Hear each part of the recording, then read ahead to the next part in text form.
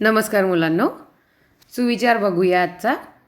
ज्याचा वर्तमान काळ प्रयत्नवादी आहे त्याचा भविष्यकाळ उज्ज्वल आहे. याचा अर्थ असा होतो की जो वर्तमान काळात म्हणजे ॲट प्रेझेंट जो प्रयत्न करतो, एखादं ध्येय गाठण्यासाठी जो प्रयत्न करत असतो तोच त्याच्या प्रयत्नांमध्ये यशस्वी होतो आणि त्याचाच भविष्यकाळ म्हणजे येणारा जो काळ असतो तो उज्ज्वल होत असतो. मुलांना आपण पाठ क्रमांक 7 नातवंडास पत्र हे बघत होतो. नंदू नाटेकर हे जे बॅडमिंटन पटू आहेत हे त्याचे लेखक आहेत आणि त्यांनी या धड्यामध्ये त्यांच्या नातवांना पत्र लिहिलेलं आहे. त्यांना बरेचदा असं होतं की आपण एकत्र भेटतो पण बोलणं जसं पाहिजे तसं होत नाही. मग त्यांना ज्या गप्पा मारायच्या आहेत त्या गप्पा किंवा त्यांना जे काही सांगायचं आहे त्यांच्या लहानपणाबद्दल, कॉलेजचे दिवस, शाळेचे दिवस, त्यांचा जो स्ट्रगल केला त्यांनी बॅडमिंटन पटू बनण्यासाठी किंवा चॅम्पियन बनण्यासाठी, त्याच्यात यशस्वी होण्यासाठी, ते सगळं त्यांनी या पत्राद्वारे आपल्या नातवांना किंवा नातवंडांना सांगण्याचा प्रयत्न केलेला आहे. आपण एकदा फर्स्ट पॅरेग्राफ जो आहे तो बघून घेऊ. प्रिय उद्धव, मेघा, मिहिका व जान्हवी, अनेक आशीर्वाद. कितीतरी मनात येतं की तुम्हा चौघांबरोबर बसून मनसोक्त गप्पा माराव्यात. मी माझे बालपण कसे घालवले ते तुम्हाला सांगावे. माझे शाळा कॉलेजातले दिवस कसे होते ते सांगावे.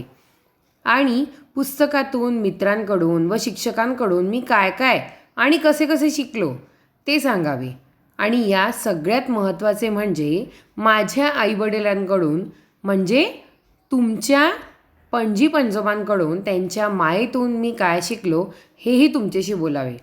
पण प्रत्यक्षात तुमच्याशी बोलताना मोकळेपणाने मनासारखे बोलता येतेच असे नाही. म्हणून वाटले की तुम्हाला पत्र लिहावं. आता इथे यांनी सांगितलं की त्यांचे जे काही त्यांच्या जीवनातले अनुभव आहे ते त्यांना त्यांच्या नातवंडांना सांगायचे आहेत. पान क्रमांक 20 वरती हा धडा आहे. हा व्हिडिओ सुरू असताना हे तुम्हाला तिथे बघायचं आहे. मी शिकायला सांगलीला होतो. सांगली हे महाराष्ट्रातले एक गाव आहे. आमच्या शाळेला खूप मोठे मैदान होते आणि त्याजवळ एक बाग होती. आम्ही तिथे मनसोक्त खेळायचो, हुंदडायचो, झाडांवर चढायचो. पाऊस आला की त्यात चिंब भिजायचो. निदान सुट्टीमध्ये तरी तुम्ही तुमच्या मोठ्या शहरांमधून बाहेर पडून थंड हवेच्या गिरीस्थानांवर किंवा छोट्या गावी गेले पाहिजे. पक्ष्यांचे चिवचिवणे, थवे न्याहाळणे, तसेच जंगलातील विविध पशूंचे आवाज ऐकणे हा मोठा मजेशीर अनुभव असतो. मोकळे आकाश, वाहती नदी आणि झाडे आपल्यासाठी गमतीचा नजराणाच आणत असतात. त्याची मजा तुम्ही लुटली पाहिजे. आता इथे या उतारात त्यांनी सांगितलं की त्यांचं शिक्षण कुठे झालं. सांगली हे जे शहर आहे महाराष्ट्रातलं, तिथे त्यांचं शिक्षण झालेलं आहे. त्यांचा जन्मसुद्धा तिथेच झालेला आहे. आमच्या शाळेला खूप मोठे मैदान होते. जसं आपल्या शाळेला खूप मोठं पटांगण आहे. जेव्हा रिसेसमध्ये, शॉर्ट रिसेस किंवा लॉंग रिसेसमध्ये तुम्ही जेव्हा शाळेत यायचे आणि बेल व्हायची तर पटपट डबा खाऊन त्या एवढ्या मोठ्या ग्राउंडमध्ये खूप लोक खेळायचे. तसंच आमच्या शाळेला खूप मोठे मैदान होते. म्हणजे लेखकांच्या शाळेला सुद्धा खूप मोठे मैदान म्हणजे पटांगण. आणि त्याजवळ एक बाग होती. बाग म्हणजे उद्यान होतं, बगीचा होता. तिथे आम्ही मनसोक्त खेळायचो. मनसोक्त म्हणजे मन भरेपर्यंत खेळायचो. हुंदडायचो म्हणजे काय, इकडून तिकडे जाणे याला हुंदडणे म्हणतात किंवा बिनकामाचं फिरणे याला हुंदडणे म्हणतात. झाडांवर चढायचो. तिथे जे काही झाडं होते त्या झाडांवरती ते चढायचे. पाऊस आला की त्यात चिंब भिजायचो. चिंब म्हणजे भरपूर भिजायचो. निदान सुट्टीमध्ये तरी तुम्ही तुमच्या मोठ्या शहरांमधून बाहेर पडून थंड हवेच्या गिरीस्थानांवर, गिरी म्हणजे पर्वत, गिरीस्थानांवर म्हणजे पर्वताच्या ठिकाणी किंवा छोट्या गावी गेले पाहिजे. निदान म्हणजे कमीत कमी किंवा आपण इंग्लिशमध्ये जेव्हा म्हणतो ॲटलिस्ट एवढं तरी करायला पाहिजे, कमीत कमी एवढं तरी करायला पाहिजे. मग त्यांनी काय म्हटलं, काय करायला पाहिजे सुट्ट्यांमध्ये. आता रोज तर आपण असं जाऊ नाही शकत, पण आपण खूप लकी आहोत की आपल्या शाळेला इतकं मोठं पटांगण आहे. आणि जेव्हा तुम्ही शाळेत याल रिसेसमध्ये, जेव्हा आपले रिसेस डिवाईड झालेले असतात, तर छोटे मुलं एका रिसेसमध्ये, मोठे मुलं दुसऱ्या रिसेसमध्ये. आपण म्हणजे तुम्ही लोक फार नशीबवान आहात की तुम्हाला इतकं मोठं पटांगण मिळालं आहे. मी ज्या शाळेत होती तिथे खूप छोटंसं असं ग्राउंड असायचं, त्याच्यामुळे आम्हाला जसं पाहिजे तसं कधीच खेळता आलं नाही. तर त्यांनी इथे म्हटलं आहे की नातवंडांना त्यांच्या म्हटलं आहे की नाही रोज तर कमीत कमी सुट्ट्यांमध्ये, जेव्हा तुम्हाला सुट्ट्या असतात तेव्हा तुमच्या मोठ्या शहरांमधून, आपण जे मोठ्या शहरांमध्ये जे लाईफस्टाईल जगत असतो त्याच्या व्यतिरिक्त दुसरीकडे म्हणजे थंड हवेच्या गिरीस्थानावर, जिथे पर्वत असतात आणि जिथे थंड वातावरण असतं अशा ठिकाणी, किंवा छोट्या छोट्या गावी, म्हणजे ते छोटे गाव असतात तिथे. कारण ना गावातलं वातावरण, गावातली घरं, गावातलं जे गावातील लोक, गावातलं जेवण हे बऱ्याच वेगळ्या पद्धतीचं असतं. त्याची बनवण्याची पद्धतसुद्धा वेगळी असते, चव देखील वेगळी असते, पदार्थ देखील वेगळे असतात. म्हणून त्यांनी म्हटलं की एक फॉर अ चेंज म्हणून तुम्ही जायलाच पाहिजे. मग लेखकांनी इथेच का जायला सांगितलं आहे? कारण अशा ठिकाणी जाऊन आपण निसर्गाच्या सान्निध्यात जास्तीत जास्त वेळ राहू शकतो. मग तिथे गेल्यानंतर काय काय निरीक्षण करायचं आहे किंवा काय काय बघायचं आहे?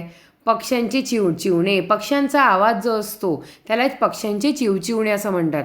मग ते कोणतेही पक्षी असू शकतात, वेगवेगळे पक्षी. बरं, सकाळी ज्या पक्ष्यांचा आवाज येतो जरुरी नाही ते दिवसभर त्या पक्ष्यांचा आवाज येईल. पहाटे पहाटे वेगळ्या पक्ष्यांचा आवाज येतो, सकाळी वेगळ्या पक्ष्यांचा आवाज येतो. वेगवेगळ्या प्रकारचं त्यांचं ओरडणं असतं किंवा चिवचिवणं असतं. त्याच्यानंतर थवे न्याहाळणे. थवे म्हणजे पक्ष्यांचा जो कळप असतो, ग्रुप असतो, त्याला म्हणतात थवे. आणि न्याहाळणे म्हणजे निरीक्षण करणे, ऑब्झर्व करणे, बघणे. तसेच बरं, हे तर आपल्याला करायचंच आहे नातवंडांना त्यांच्या. तसेच जंगलातील विविध पशूंचे आवाज ऐकणे.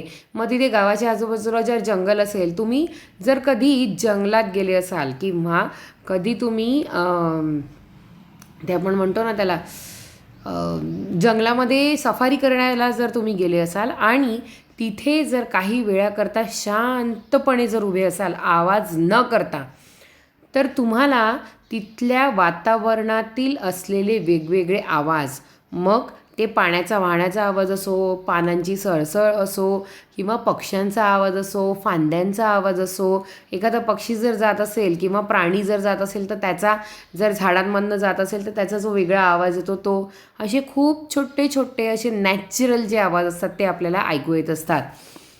विविध पशूंचे, पशु म्हणजे काय? प्राणी. विविध प्राण्यांचे आवाज ऐकणे हा खूप मजेशीर अनुभव असतो. त्यातल्या त्यात असं होतं की सगळेजण शांत असतात आणि मध्येच कोणीतरी जोरात ओरडतं, मग आपण एकदम घाबरतो. कारण आपल्याला आपण कॉन्सन्ट्रेट करत असतो जे जंगलाचं जे वातावरण आहे त्याचा अनुभव घेण्याचा. मोकळे आकाश. मोकळे आकाश म्हणजे आपल्या शहरातल्या आकाशामध्ये गर्दी असते का? नाही, आकाशामध्ये गर्दी नसते. पण आपल्या घरातून जे आकाश दिसतं त्याच्या आजूबाजूला, आपल्या घराच्या बाजूला बिल्डिंग म्हणा किंवा वेगवेगळी घरं असल्यामुळे जसं पाहिजे तसं खूप मोठं आणि मोकळं आकाश दिसू शकत नाही. पण गावामध्ये किंवा जंगलामध्ये खूप उंच उंच झाडं असल्यानंतरही वरती खूप मोकळं असं आपल्याला आकाश दिसत असतं. वाहती नदी. आता जर आपण उन्हाळ्यात गेलो तर कदाचित पाणी थोडं कमी आढळेल, पण वाहत असणारी नदी नक्कीच आढळेल. आणि झाडे आपल्यासाठी गमतीचा नजराणा म्हणजे मौल्यवान भेट.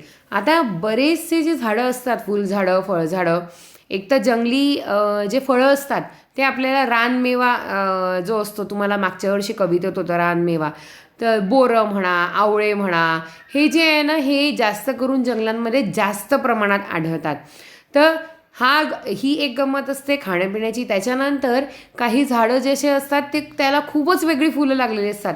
म्हणजे आपल्याला आपल्या आजूबाजूला शहरांमध्ये तशी कोणत्याही प्रकारची फळं किंवा फुलं आढळून येत नाही. म्हणून इथे त्यांनी म्हटलेलं आहे गमतीचा नजराणाच आणत असतात. त्याची मजा तुम्ही लुटली पाहिजे. म्हणजे काय की त्या सगळ्यांचा आनंद तुम्ही घेतला पाहिजे. आता जर आपण गेलो सफारीला आणि तिथे जर मोबाईलमध्ये तुम्ही गेम खेळत बसाल तर तुम्ही निसर्गाच्या सान्निध्यात राहाल का? मुळीच राहणार नाही. निसर्गाच्या सान्निध्यात राहण्याने आपल्याला जे अनुभव येतात ते अनुभव आपल्याला नेहमी कुठे ना कुठे कधी ना कधी उपयोगी पडत असतात. पुढचा पॅरेग्राफ बघू आपण.